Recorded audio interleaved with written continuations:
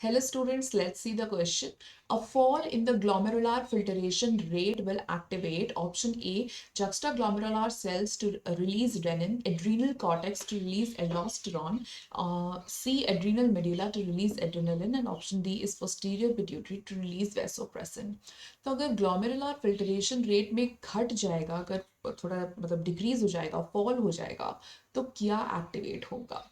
तो अब देखो फिल्ट्रेशन रेट यहाँ पे गिर रही है, मतलब there is a fall in the filtration rate.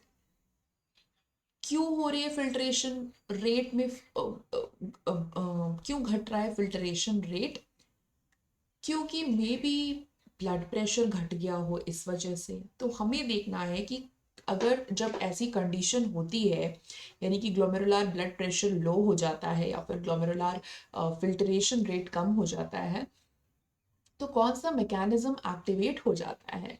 तो जो मैकेनिज्म एक्टिवेट होता है यहाँ पर उसको हम कहते हैं RAAS यानी renin angiotensinogen aldosterone system. So let's see what is the flow chart behind that.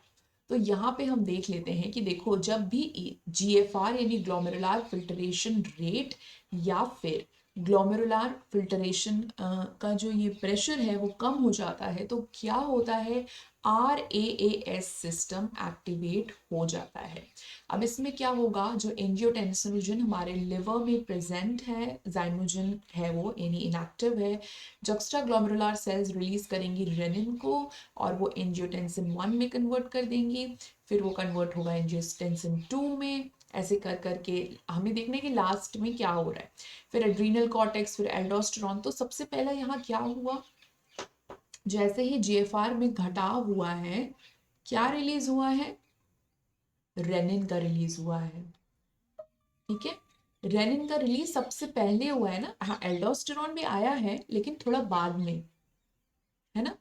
तो juxtaglomerular cells to release the renin ये सबसे पहले हुआ है, इसकी वजह से बाद में आपका ये भी हुआ है कि एड्रिनल कॉर्टेक्स से एल्डोस्टेरॉन निकल रहा है, बट वो तो थोड़ा बाद में हुआ ना। तो इसीलिए, और सी में दिया है एड्रेनालिन निकल रहा है, तो एड्रेनालिन नहीं वैसा कुछ निकलता। एंड वेसोप्रेसिन निकल रहा है, नहीं ऐसा नहीं है। तो यहाँ पे सही जवाब क्या बैठ रहा है? Option number A. All the best.